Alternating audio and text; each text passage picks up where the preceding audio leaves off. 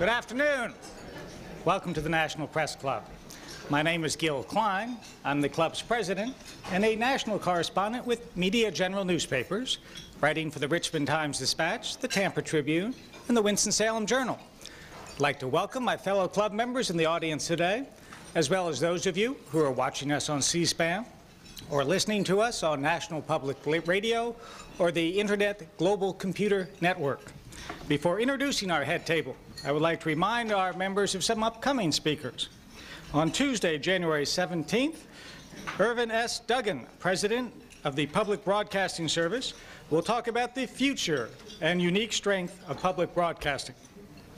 On Tuesday, January 31st, Marvin Runyon, the Postmaster General, will talk about improving the performance of the post office and the new 32-cent stamp. And for some reason, that always gets a laugh. I don't.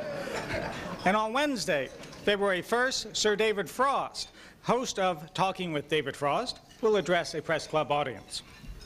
Audio and videotapes, as well as transcripts of press club lunches, are available by calling 1-800-500-9911. If you have any questions for the speaker, and I trust that you will, please write them on the cards available for you at the tables, pass them forward, and I will ask as many as time allows. I'd like now to introduce our head table guests and ask them to stand briefly when their names are called.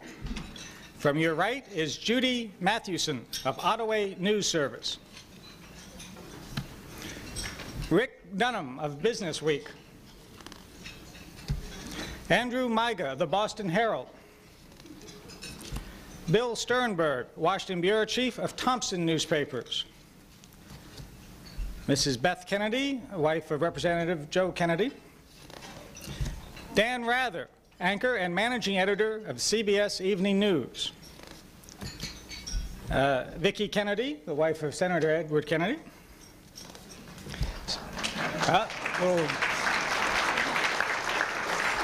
Skipping over our speaker for a moment, we have Mark Johnson of the Media General News Service and chairman of the National Press Club Speakers Committee.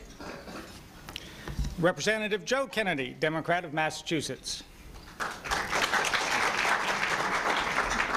Joan Lowy of Scripps Howard News Service and the member of the Speakers Committee who organized today's luncheon.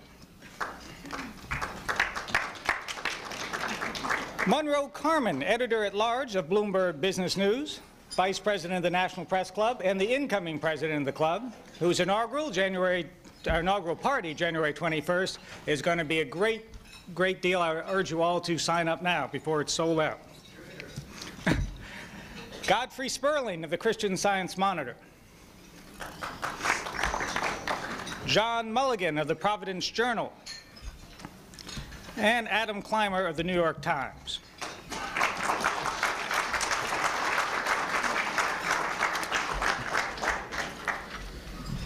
I'd also like to thank staff members Melissa Bender, Pat Nelson, Melanie Abdow-Dermott, and Jeff Tarbell for organizing today's luncheon. Now today we are pleased to have with us Senator Edward Kennedy of Massachusetts.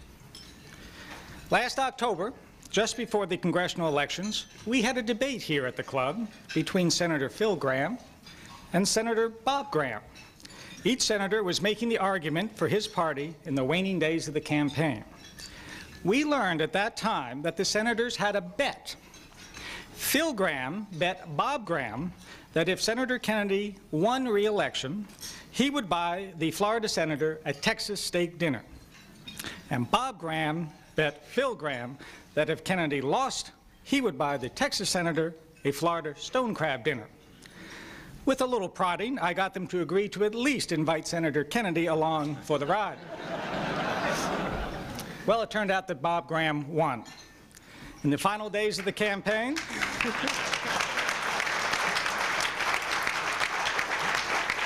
a lot of Kennedys in this room. In the final days of the campaign, Ted Kennedy turned on that Kennedy charm and cranked up the Democratic apparatus to prove once again that it's nearly impossible to beat a Kennedy in Massachusetts. But why would the Senators Graham choose to bet on Kennedy? There were plenty of other close Senate races that year. I didn't hear Phil Gramm laying any bets on Ollie North. It is an axiom of American politics that the Kennedy name has been the bête noire of the Republican Party for more than 30 years. Look up the word liberal in the GOP political dictionary, and there's a picture of Ted Kennedy. Their dislike may go back to the fact that Mr. Kennedy was first elected to the Senate in 1962 on the same day that Richard Nixon was defeated for governor of California and promised we wouldn't have him to kick around anymore. Since then, Senator Kennedy has been at the forefront of every liberal cause that the Democratic Party has embraced. But his re-election obviously didn't signal any resurgence of liberal feeling in the American electorate. This is one bet that Senator Phil Gramm may not have lost a lot of sleep over. Now, with the Democratic Party apparently in disarray under Newt Gingrich's juggernaut this week on Capitol Hill, Senator Kennedy is here to expound the basic principles to which he would like to see his party adhere in its time of troubles. Ladies and gentlemen, please join me in a warm press club welcome for Senator Edward Kennedy.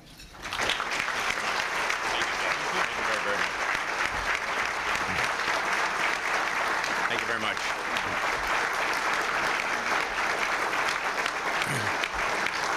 Thank you very much. I want to thank Gil Klein for that generous introduction, and I'm grateful to the Press Club for the opportunity to address you today. I come here as a Democrat.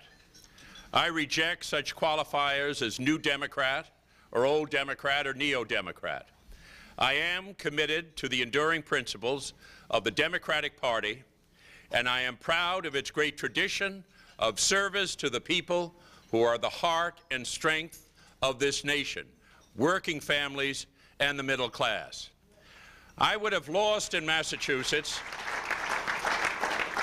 if I had done what Democrats who were defeated in other parts of the country too often tried to do. I was behind in mid-September, but I believe I won because I ran for health reform, not away from it. I ran for a minimum wage increase, not against it.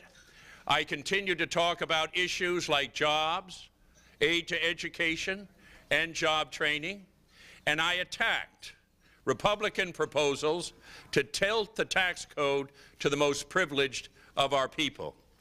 I stood against limiting welfare benefits if a mother has another child, and I will stand against any other harsh proposals that aim at the mother but hit and hurt innocent children.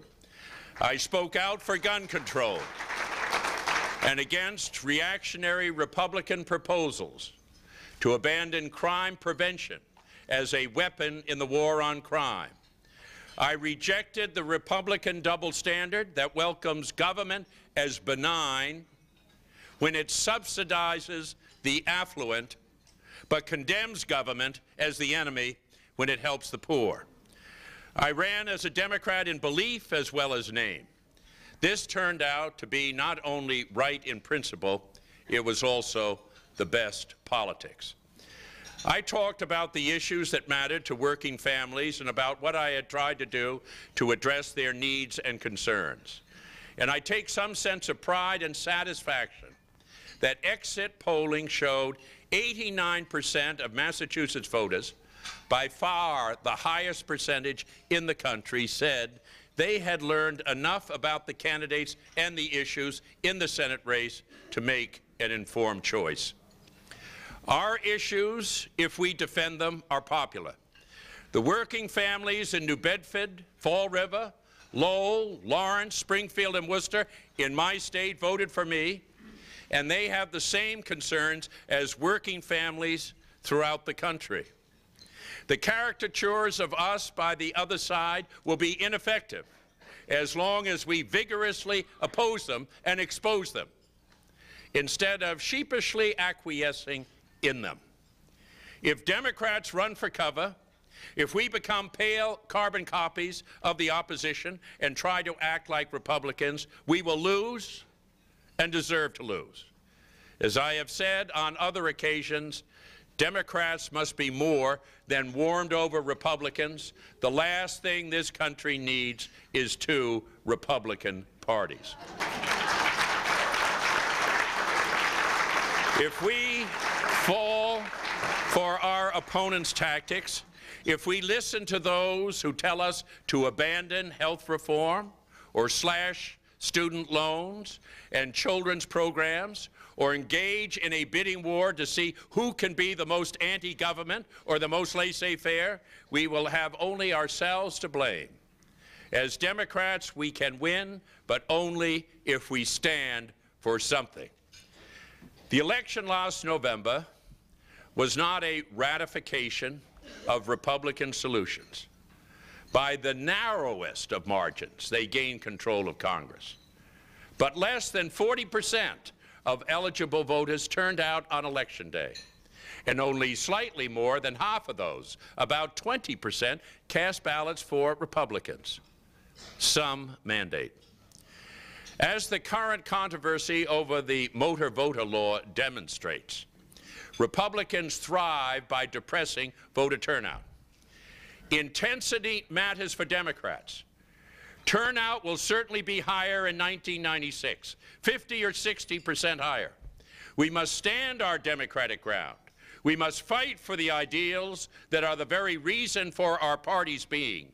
We must prove to working families and average citizens that we are on their side, fighting hard for them. If we do, then Democrats will turn out, come home in 1996, and the defeat of 1994 will be history, and we will be back stronger than ever. Not stale from the past, but renewed for the future. But to achieve that victory, we must not repeat the mistakes of the past. We must make explicit to the American people our core values and beliefs, which form the basis of our political philosophy and underlie our legislative proposals. Specifically, and most important, that we as Americans, with all of our diversity, share a common purpose, a common sense of family, of neighborhood, community, and country, of fairness, responsibility, and decency. Unfortunately, we have failed in the past to make these vital and important points as clearly as we should. We Democrats have always considered family, community, faith, love of country to be core values, the foundation upon which all of our proposals are based. But we allowed Republicans to take these values as their own. We assumed too quickly that our commitment to such values was self-evident in the proposals we made and the legislation we passed. We were wrong, and we paid a price because of it. So let me set the record straight. Family, country, love of country, fairness, responsibility, community, all of these values underlie the philosophy of the Democratic Party. And these are the values that underlie and must underlie all of our legislative proposals. This is not to say, however, that I believe these core values should be used as a superficial rationale for bumper sticker solutions to the complex problems that we face. No, these core values require us to reject simple, easy answers which may make us feel good today, but do absolutely nothing to solve these problems. Our values oblige us to address these problems in a thoughtful and productive way. We are, without apology, the party that believes in assisting the poor and the disabled and the disadvantaged, but not to the detriment of the working class, which is justifiably frustrated and angry. They feel left out and left behind because they know they are losing ground. They see the wealthiest Americans becoming wealthier. They see the poorest Americans being taken care of by society's safety net, which their tax dollars have put in place. Americans are angry, and rightly so. Rapid economic change and surging global competition have made many jobs and people less secure. The majority of Americans are working harder and making less. Yet fair reward for work has always been essential to their hope of creating better lives for their families and their children. As Democrats, we must address that anger and frustration.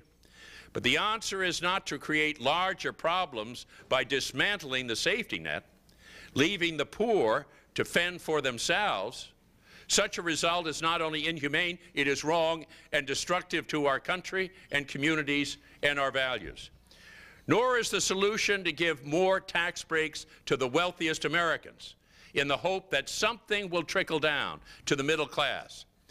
This country was founded on equal opportunity for all, not unequal opportunity for some. Instead, we must be more responsive and give a greater helping hand to working families and the middle class. In this central battle for their minds and hearts, heritage and history are on our side.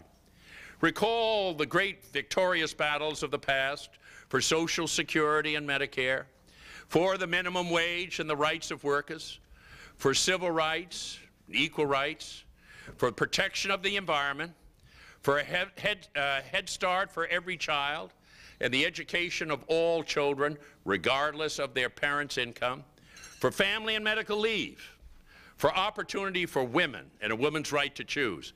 By any standard, these were extraordinary achievements, and all of them were won because they were sought and fought for by the members of the Democratic Party. And let us not forget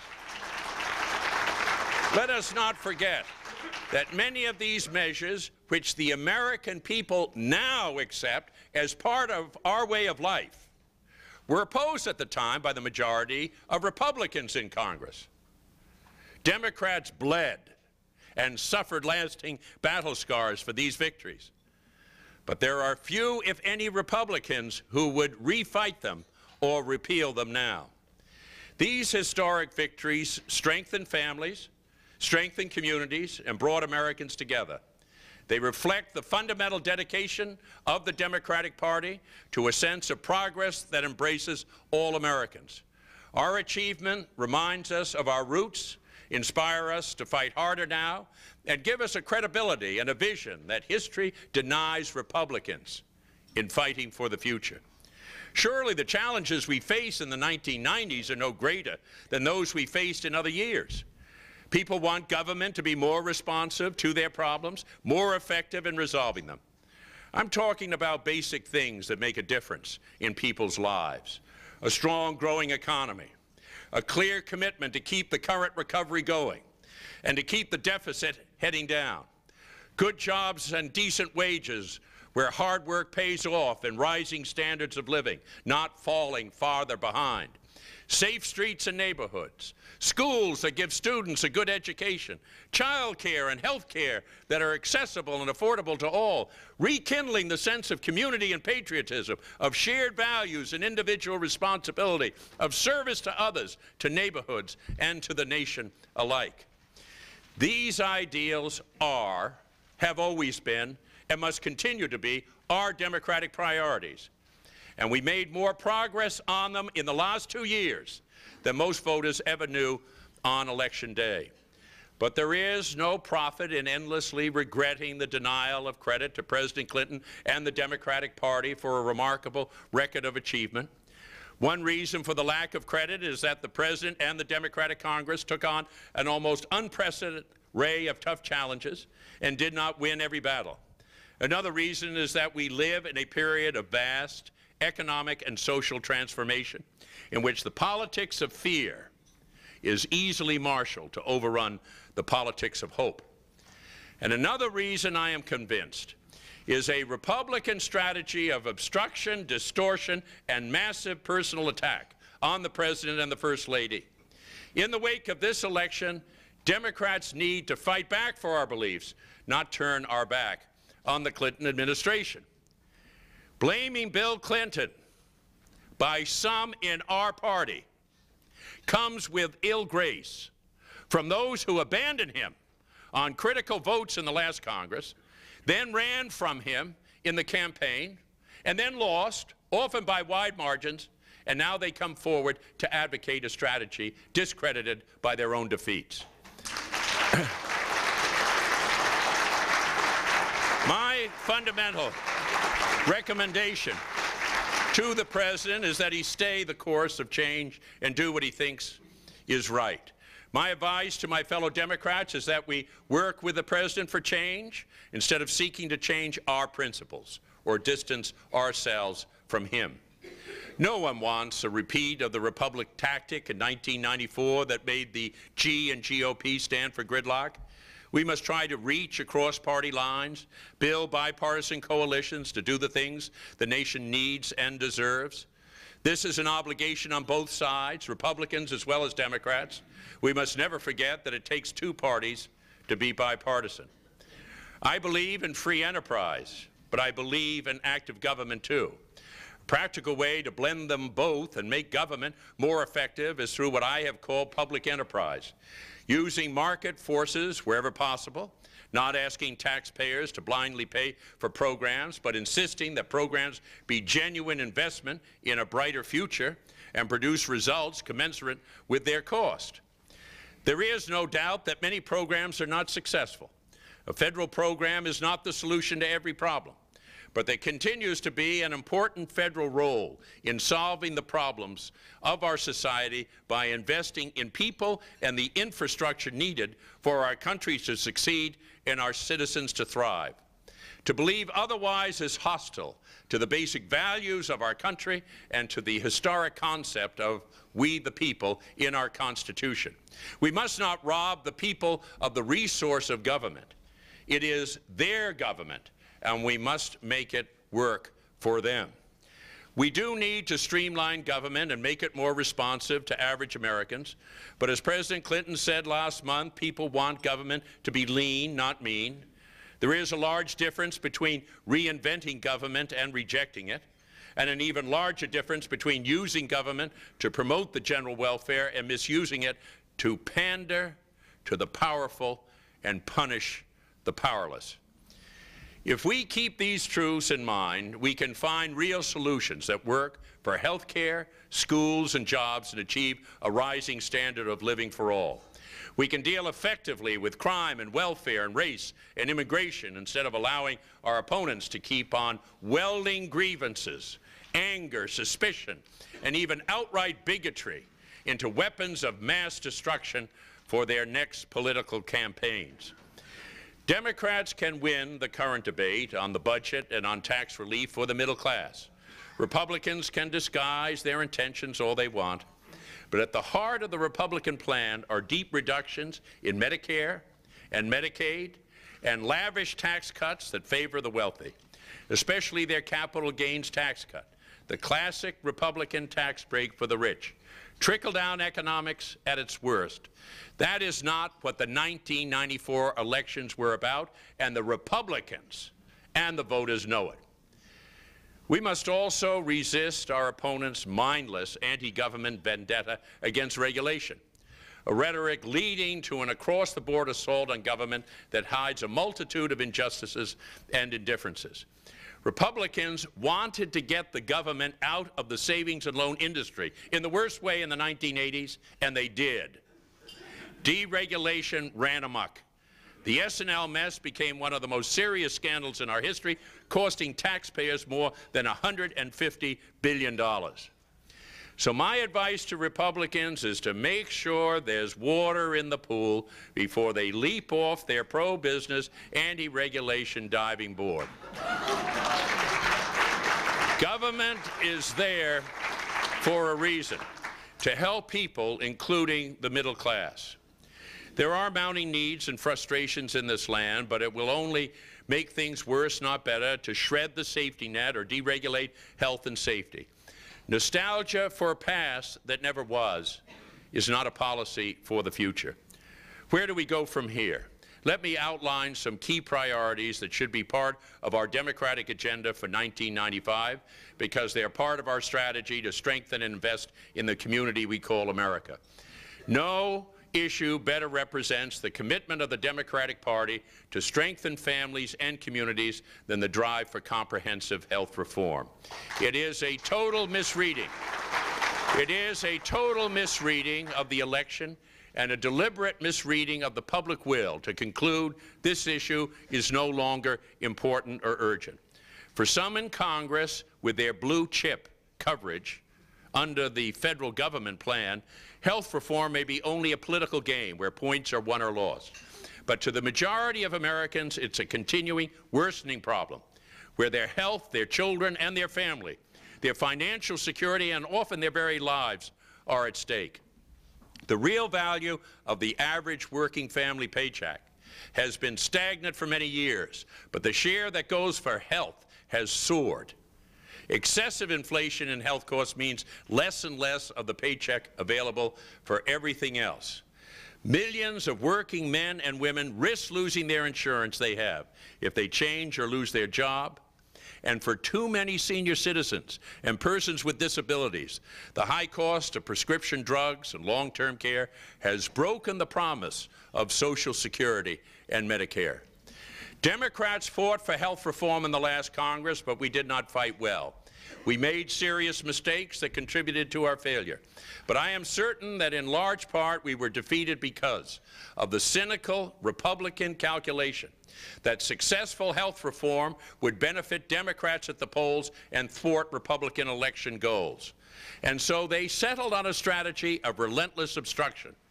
No one can know for sure, but I believe voters would have rallied to Democrats in 1994 if we had gone down fighting as hard as we could for health reform.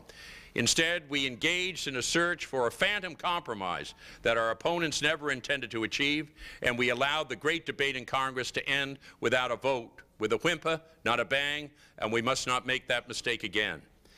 Now Republicans have had their election and their victory. I ask them and challenge them to join in fashioning a health bill and enacting it into law in 1995. Sit down with us for real. Get serious about coming to agreement. Bring Harry and Louise if you like, but let's expose special interest pleading for what it is. Shape a compromise that deals realistically with the problem, rather than treating each offer of a compromise as a pretext for new demands, which is what happened last year.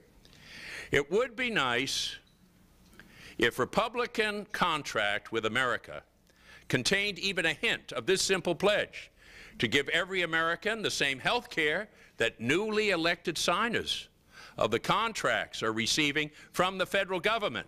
We are now making Congress abide by the same laws we pass for others. Why not give the American people the benefit of the same laws that Congress passes for itself?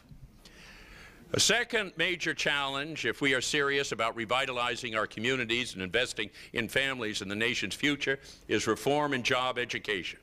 Today we have scores of separate job training programs costing billions of dollars a year, and workers are not getting their money's worth. President Clinton and the Democratic Leadership Council are right to call for vouchers and greater reliance on market forces so that workers can circumvent the bureaucracy in choosing the training that they want.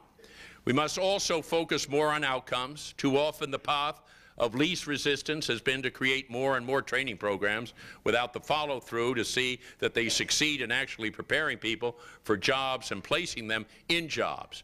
And we must reward those that are successful and defund those that fall short. We must do more to redress the widening gap between soaring profits and stagnant wages. We must insist that firms provide training for their workers. I make no apology for supporting a mandate in an area like this. Often a mandate is the only practical way to assure that free enterprise is fair as well as free.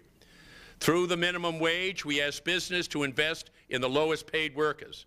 And the time has come to ask business to invest in all workers by providing minimal level of training. Companies make choices. Some firms train their workers well, upgrade their skills, offer good benefits. They treat workers as valuable resources and still earn good profits. Other companies rely on a harsher strategy that exploit workers. They downsize. They lay off good workers. They hire part-time employees to avoid paying benefits, and they cut corners on safety. Congress should do more, not less, to encourage companies to do the right thing and prevent unfair competition from those that don't. Mandates make sense in areas like job training and health care. We must break the iron grip of Gresham's law of business, in which irresponsible firms drive out firms attempting to be responsible. A third major challenge to invest in our future and strengthen our American community relates to education. With college costs rising, over $8,000 a year at many public universities, over $20,000 at many private colleges, the American dream is too often an impossible dream for many families. Let's hold the line against even 1 cent of Republican cuts in college aid. How dare anyone offer a contract with America that professes allegiance to the middle class, but that would slam college doors in the face of their children? Basic values are at stake. Let's strengthen the Department of Education, not abolish it. Let's oppose and defeat education cuts that would be nothing more than federal aid for ignorance. Finally, a top priority for this Congress is reform of the lobbying and campaign finance laws. No change will do more to strengthen our American community and make greater progress possible on every other issue than breaking the stranglehold of special interest groups and restoring government that truly represents we the people. We must end the power of special interest money and political action committees and take elections off the auction block. We must make lobbyists disclose what they are doing in the back rooms to subvert the public interest. It is time to end the lavish gifts, the meals and entertainment and expensive trips paid for by special interests. A sunshine law for lobbyists will pay a dividend to you and the press as well, because it will enable you to expose what really happens in the ongoing battles between the special interest and the public interest. These are major items on a Democratic agenda for recovery in 1995. But in a larger sense, they are at the heart of a constructive and needed American agenda to restore the sense of family, community, of caring for one another, of building a brighter future that will once again reflect this nation at its best. In all this, we must understand that sometimes the task of a great political party is to face the tide, not just ride with it, and to turn it again in the direction of our deepest convictions. We will lose our way and our elections if we abandon our principles and drift with the shifting politics of the moment. Let's renew our cause as Democrats. Let's hold our standard high and advance it proudly. Let's be who we are and not pretend to be something else, and if we do, we will have a strong and winning case to take to the American people in this new Congress and in all the years ahead. The Republican majority will be a transient one, and Democrats will be proud to be Democrats again. Thank you.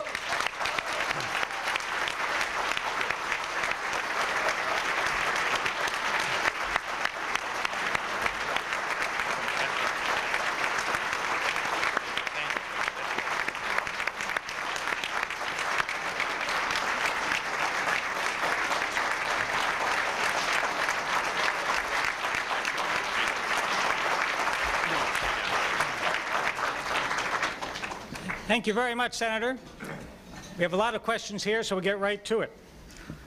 First one is, in your remarks, you castigated Democrats who now attempt to match Republicans' call for changes. Are you also critical of President Clinton's agreement with Republicans' call for a middle-class tax cut? Absolutely not. The differences which exist today within the Democratic Party, and there's some differences, pale in contrast the differences between the Democrats and the Republicans. I support the middle-class tax cut. If you look at it, it's about $25 billion for education for middle-class families. It's been the middle class that have lost out over the period of the last 2 to 3 or the last 15 years, basically under the trickle-down economic theory that has really bankrupted this country with some $5 trillion in deficit. The interesting fact is, if we, under the current budget item, if we didn't have to repay the interest on the debt accumulated by the Republicans, the budget would be in balance today. And I think giving working families help and assistance, a very modest step in terms of a middle-class tax cut makes sense, and the emphasis in terms of education and children is right where it ought to be. This questioner says, with Mr. Clinton clearly moving to the right in his effort to shore up his political base, doesn't he risk a challenge from the left in next year's presidential primaries from someone like you or Jesse Jackson? No. The answer is no. You're also speaking for Jesse Jackson. I never speak for Jesse or my nephew Joe.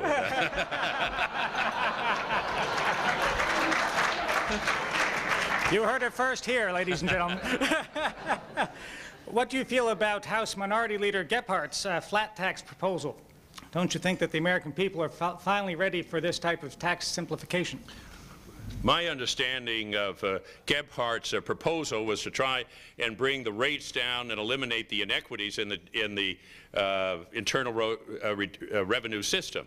That was really at the heart of the '86 Act, to try and make it progressive, but also move towards different rates. That's my interpretation of it, and I think that that makes a good deal of sense. The basic concept of the Kemp flat tax I'm opposed to, but that isn't the way I read the Gephardt proposal. What he was talking about is moving towards the continued debate on rate levels, but also eliminating the inequities that exist even in the current code from the reforms of 1986.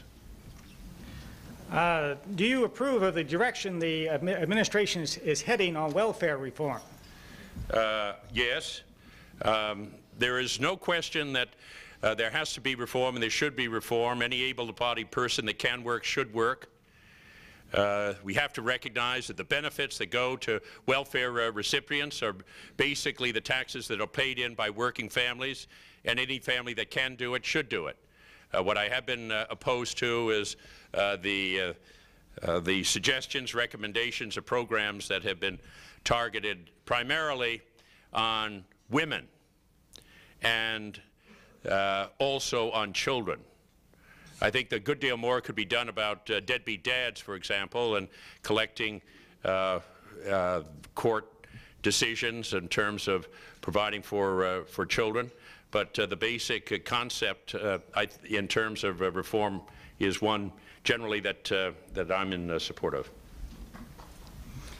This questioner says, if Republicans are successful in passing the balanced budget amendment, require tax increases to be passed by 60% of the vote, enact 6-year term limits, will they not have succeeded in institutionalizing their goal of small government that will be impossible to reverse? That won't happen. That just isn't going to happen. I'm a member of the Judiciary Committee. We had our first hearings this past week, the first tentative markup yesterday. I'd like to find out, we're going to find out, how many of our Republican friends will permit a president to effectively freeze or take off the table or rescind any funding. Are they going to give that to any president of the United States? Number one, I want to hear the votes on that in the Senate. Secondly, are they going to give it to the courts to be able to strike down any spending? Are they going to give the courts the power to increase taxes? I want to give that vote to the United States Senate. And then thirdly, if they come back to the Congress, then you got circuitous reasoning. They'll say, we're not going to give it to the president to freeze it. We won't give it to the judiciary. We'll keep it ourselves, and why do we need it? I'm going to be interested if we have a capital budget, which has been talked about in our... why shouldn't we include education if we're looking about buildings? Why aren't we talking about investments in people that are going to really make a difference in terms of their future and the future of our country? We're going to exclude education in those programs, as well as immunization programs. We want to have a chance to get into this issue. It'll be the most important vote that I cast in the United States Senate this year will be in the balanced budget debate. It'll be the most important measure that we debate in the Senate of the United States. And I believe that even though the votes would be there today, I do not expect it myself that it'll pass in the Senate. This question says, congressional elections almost always were decided by small turnouts. Why do Democrats throw that up as a reason why they lost in 1994? Well, they turned out all right in Massachusetts. That was it's part of the reason. We had 25 to 30% more in Massachusetts. And it made a difference. This is part of the reason. You know, I am just amazed at all of our friends who talk about what happened with the Republicans, where they got a fraction of a percent in terms of the vote. They didn't get in '94 what they got more votes in '92 than they got in '94. But now they got a 94, and you have the 40%. They get about 20% of the vote. Think of the criticism they had for Bill Clinton when he only got 43%. You remember this city was alive saying he only got 43%. That wasn't really a mandate, and now we're giving him a mandate with 20%? Just doesn't measure up. Just doesn't measure up in my book. I think what you do find is you will see a very important expansion, and I would expect it to be anywhere from 40 to 60% more in 1996. Those ought to be Democratic votes. They will be Democratic votes if Democrats go back to being Democrats. But they won't be. They won't come out, and they won't be if we try and be another Republican Party. And it just seems to me that that ought to be something that we can understand as a party and also understand as candidates. How do you respond to charges from the Republicans that the Great Society programs not only failed, but were counterproductive? Well, you know, I asked frequently about Great Society or New Deal programs. Franklin Roosevelt and John Kennedy understood a very important principle, and that is the economy is the driving force in this country. And the most important social program, this was Franklin Roosevelt and John Kennedy that said it was a social program. I'm glad to see some of our Republicans pick it up. We believe it. But it was the Democrats that understood the importance of having employment, important having jobs, and the expansion of jobs, good jobs, well paid. They understood it. It was Harry Truman, who was the principal architect of American foreign policy. I have been supportive of that foreign policy program. It was Lyndon Johnson that broke down the barriers of discrimination. We started on race. We've done religion, ethnicity. We eliminated national origin quota system and Asian Pacific Triangle. We made progress with women and disability. All of that started under the Democrats. I'm a liberal in that tradition. I'm a liberal in the tradition of John Kennedy that thought that service and Peace Corps to community was important in this case. And I am a Democrat in the tradition of Jimmy Carter that placed human rights. Those are part of our traditions, and I'm proud of every one of them.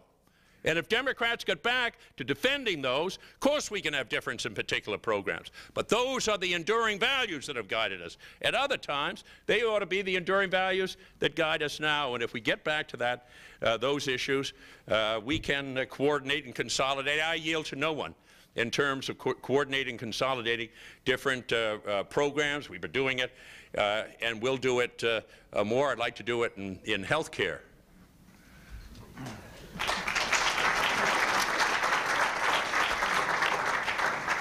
This questioner says, you seem to be blaming GOP moderates who offered the phantom health care reform compromises last year. Can you be more explicit? Do you place responsibility for the failure at the door of Chafee, Durenberger et al.? What about their Democratic partners, Kerry, Conrad, and others?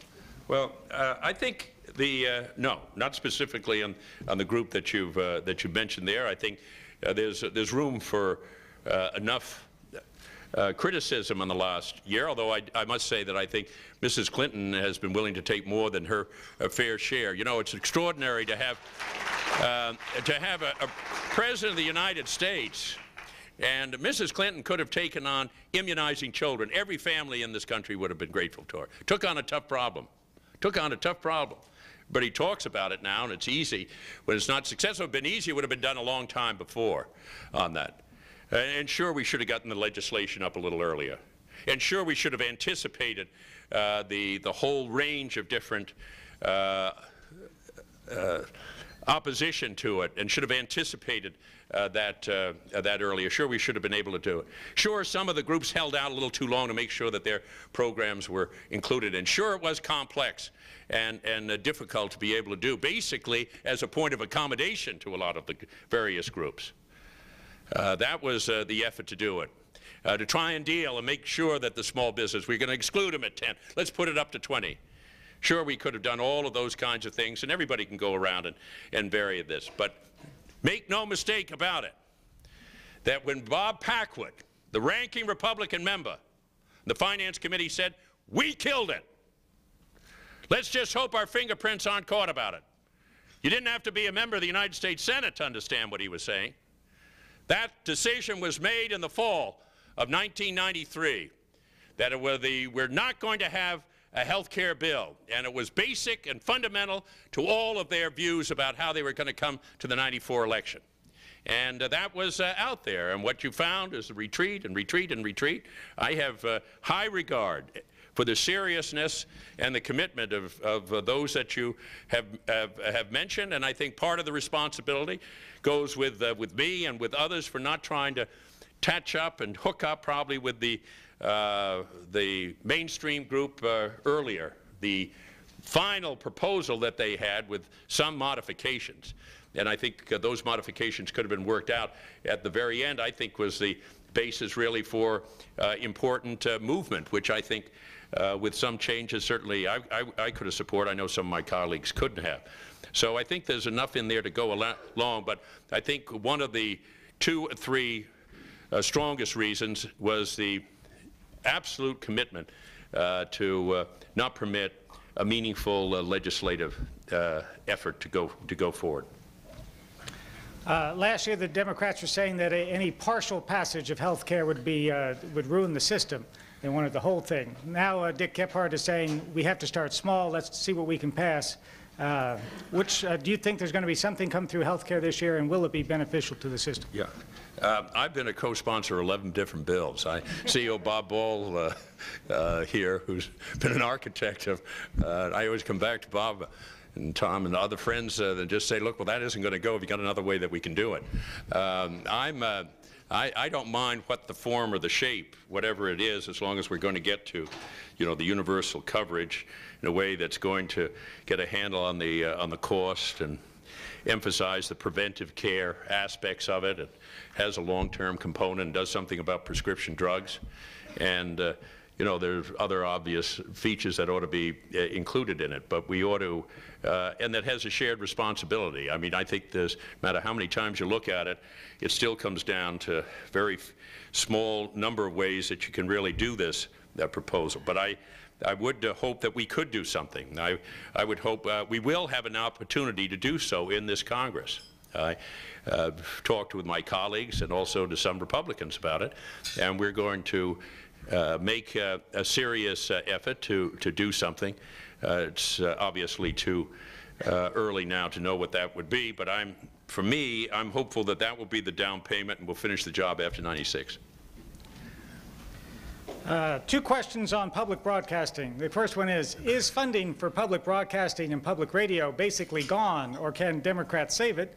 Number 2 says, Newt Gingrich thinks you and Senator Rockefeller should personally pay for the corporation for public broadcasting. Do the 2 of you have deep enough pockets for PBS video and radio? Yeah. I'll let Jay, I think he can do that one. I would hope that we could, we had, and most people here would remember the votes that we had last year where there was still strong support for public broadcasting and for both the television and the radio. I'm a strong supporter of it. I always find that it's kind of interesting.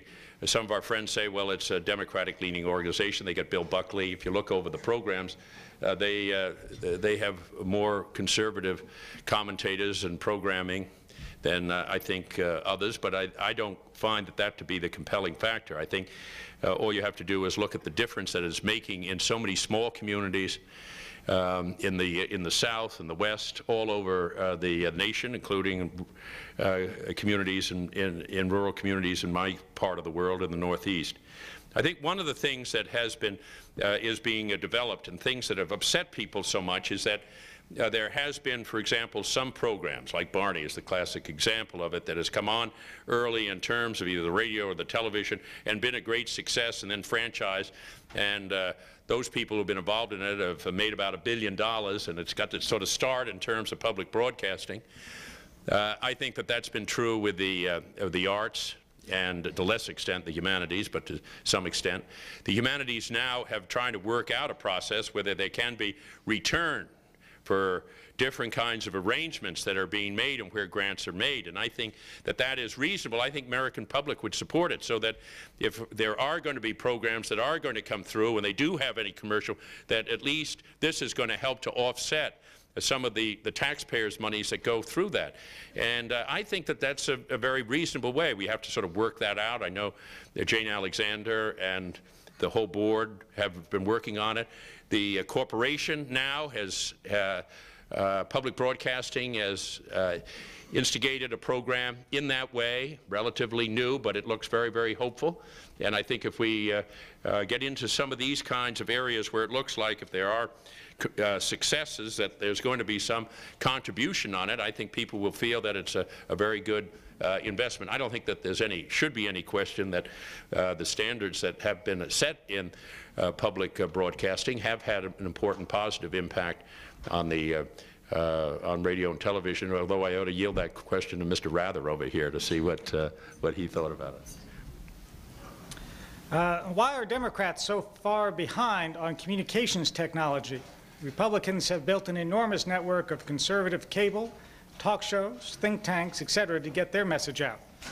Well, I think that that's, I think generally we are behind, and we have to catch up. I take a little pride that I'm on internet, and one of the, I have to mention Chris Casey, who's in my office, is just a wonderful person who has just been completely creative and imaginative, and I'm very pleased that Mr. Gingrich has seen to support those kinds of efforts for the greatest kinds of communication and utilizing it. Generally, you know, the talk shows are something else, but we've been behind the curve on it. The Democrats have. I think at some time it's useful for us, and I've started in politics. The written word was really the word, some television, and certainly was important. And President Kennedy made it enormously important as an instrument for communication as the presidency, but still it was the written word. And I think for most of us who learned through either reading and there is sort of a sense of communication that one develops, I think there's a different kind of communication, the way people get information today. And we're about the last ones to know about it. I mean, it's sort of talk shows, this is the afternoon programs, it's other kinds of information systems that are out there, and I think politicians generally come back year after year and still deal with the old sort of ways of doing it. And I think we all have to get up to speed more about how people are getting information, what kind of information are you getting, how this impacts them, if we're going to try to gain their support, and also to try and convince them that what we are attempting to do is really in their interest. And there's a big gap there, and I think Mr. Gingrich has served an important and constructive purpose in trying to open up the system as far as communications go. This questioner says the Republicans, as well as HUD Secretary Cisneros, are now advocating vouchers for the poor instead of building more public housing. You want to answer that? Do you think that the housing stock will be there for them to take advantage of these vouchers? Joe's on the committee and says it's not a very good idea. I don't know enough about it. I really don't. I'll be glad to find out, let whoever asks the question know about it, but I don't know enough. You have been a strong influence in bringing peace to troubles in Ireland. Will it continue? Will Ireland be one nation again? How soon? Well, is that the last question? No, they said trying to keep your answers short around here. We can go on for a little while. Joe will correct me on that part. I think, first of all, the opportunities for moving away from violence have never been better in Northern Ireland. And I think it's a great tribute to Mr. Adams and to John Hume, and also to Prime Minister Mages and Albert Reynolds for doing so. And I think it's a great tribute as well to President Clinton at a very important time, saw the importance of indicating American interest.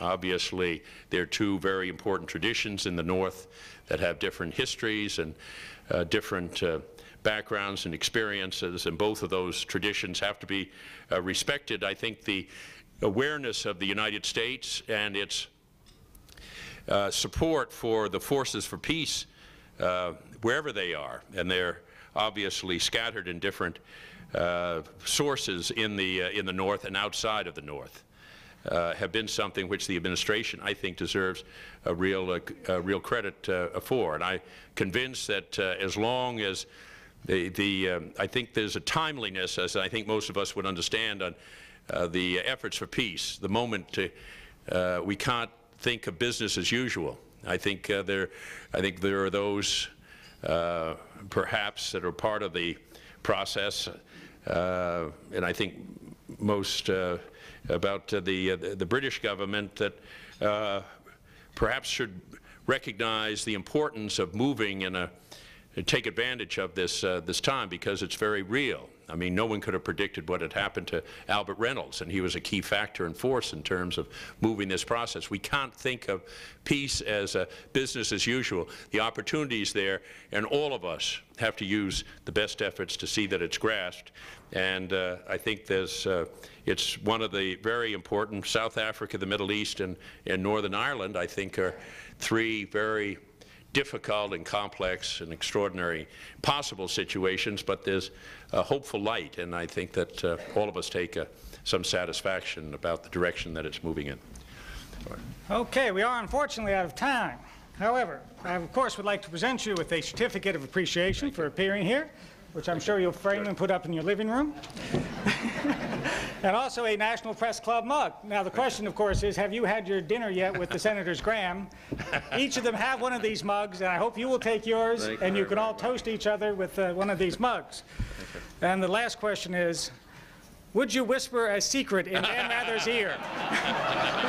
In Vicky's ear?